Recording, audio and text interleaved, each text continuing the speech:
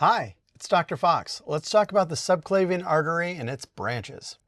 In this video, we'll discuss a very high-level pattern of blood supply to the upper limb. We'll talk about the subclavian artery, its parts and what defines them, and the branches of the first part and what they serve. We'll also talk about the axillary artery, its part, and what defines them. And we'll describe the flow of blood through the upper limb by means of the brachial artery, ulnar artery, radial artery, and the various regions they serve. And then finally, we'll discuss the Allen's test. Blood supply to the upper limb is complements of the subclavian artery.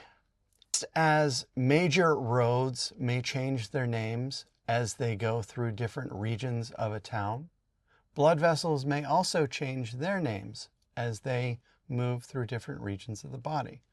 So for instance, what was the subclavian artery as we traverse the first rib becomes the axillary artery. What is the axillary artery as it moves past teres major becomes the brachial artery. And then we can have various branches of the upper limb to contend with. But the three major thoroughfare conduits are the subclavian artery, which becomes the axillary artery, which then becomes the brachial artery. So let's start with the subclavian artery. The subclavian artery on the right side originates at the brachiocephalic trunk, and on the left side from the arch of the aorta. There are three parts to the subclavian artery. The first part is everything that is medial to the anterior scalene muscle. The anterior scalene muscle descends the neck from the transverse processes of cervical vertebrae and inserts on the first rib. Everything which is posterior to the anterior scalene muscle is the second part of the subclavian artery. And everything which is lateral to the anterior scalene muscle, but medial to the lateral aspect of rib 1, is the third part of the subclavian artery. So first, second, and third parts of the subclavian artery, all defined by their relationship to the anterior scalene muscle. Let's look at some of the parts of, or branches of the first part of the subclavian. So the first major branch is that of the vertebral artery. The vertebral artery is going to exit the first part of the subclavian artery, and it's going to head posteriorly towards the transverse foramina of the cervical vertebrae, specifically cervical vertebrae 6 through 1. And then they are going to enter through the foramen magnum of the cranium and come together as the basilar artery. So the vertebral artery is a major blood supply to the brain and the cranial cavity. The next major branch is running inferiorly. This is that of the internal thoracic artery. The internal thoracic artery is within the wall of the thorax, just lateral to the sternum, and it's going to give rise to the anterior intercostal branches, which are going to supply the lateral aspects and the anterior aspects of the thoracic wall. And then finally, we have the thyrocervical trunk. The thyrocervical trunk is going to have various branches to supply muscles of the shoulder, back, and neck, as well as an inferior thyroid branch, which supplies the thyroid gland, as well as the larynx with blood.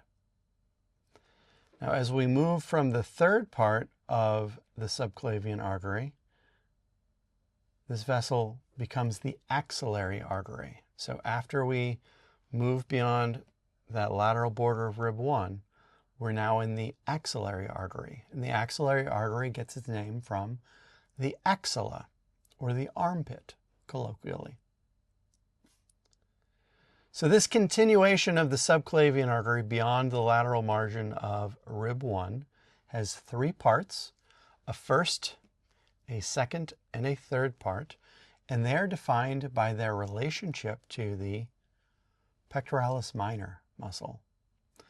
The pectoralis minor muscle is going to take its origin on the coracoid process of the scapula, and it's going to insert on the ribs laterally as such. And so everything between rib 1 and that medial aspect of the pectoralis minor muscle is the first part of the axillary artery. Everything behind pec minor is the second part of the axillary artery. And everything lateral to the pec minor and proximal or superior to teres major is the third part of the axillary artery.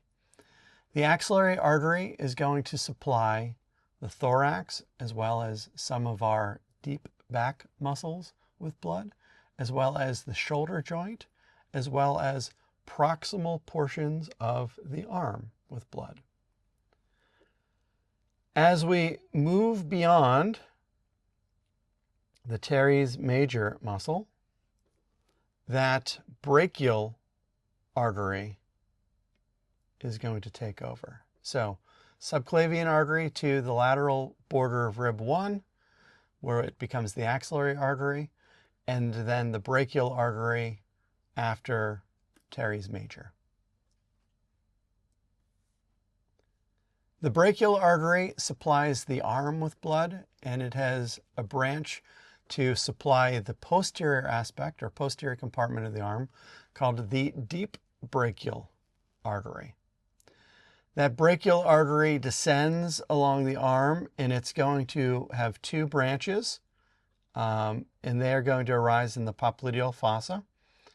These branches are the radial artery, which is going to be the lateral of the two, and the ulnar artery. The radial artery stays relatively superficial, whereas the ulnar artery is going to dive deep in the forearm. Now, these two vessels, and we can see the ulnar artery popping up there, are going to anastomose sometimes in the hand.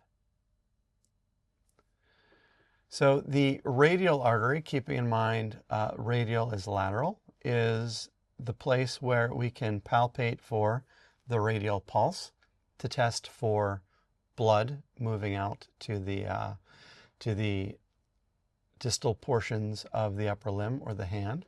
We can also see the ulnar artery here. That's more medially associated. That ulnar artery is going to feed into what's known as the superficial palmar arch. That superficial palmar arch supplies blood to the various parts of the hand as well as the phalanges. And the radial artery supplies blood to the deep palmar arch.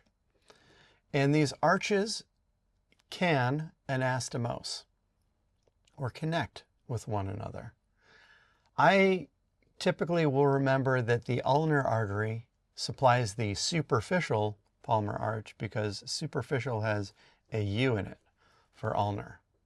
Now, not all individuals are going to have an anastomosis or a connection between the deep and the superficial palmar arches, or between the radial and the ulnar arteries.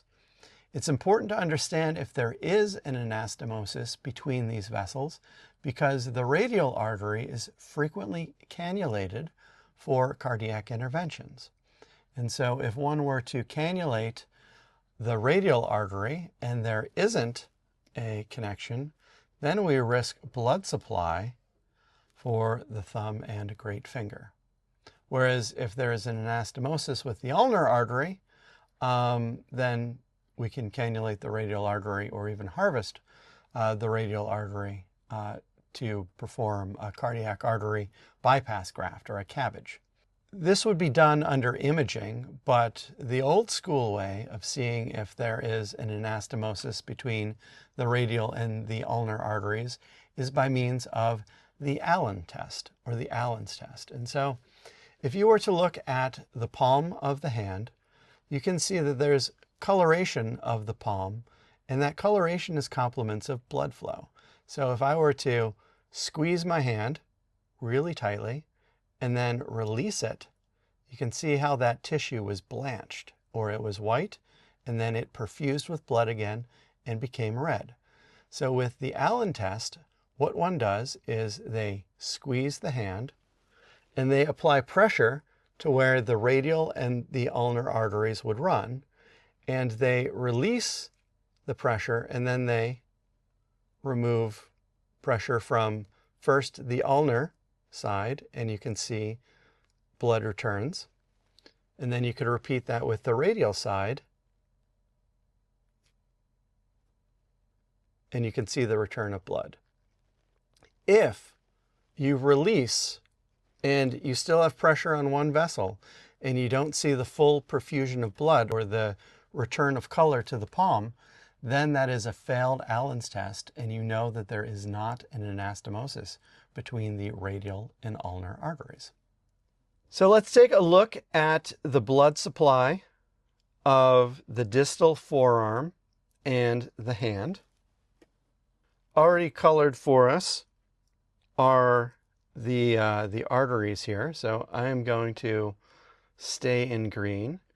So here we can see the radial artery in the lateral aspect of the wrist. So this is where the radial pulse would take.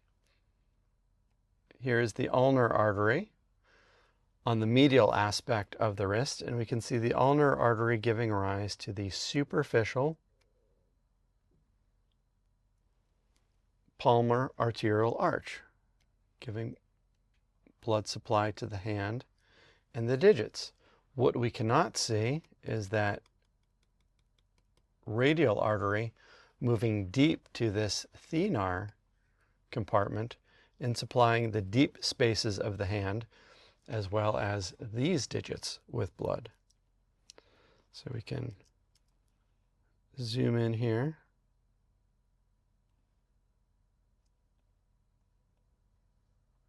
And get a good look at these vessels as they supply the hand with blood. So we've talked about the 10,000-foot view of blood supply to the upper limb. We've discussed the subclavian artery and the axillary artery, their parts, what defines their parts, and what regions they generally serve. And we've also talked about the brachial, ulnar, and radial arteries, as well as their branches and the regions they serve, and described the Allen's test for you. Thank you so much for your time, and I look forward to talking to you in the next video.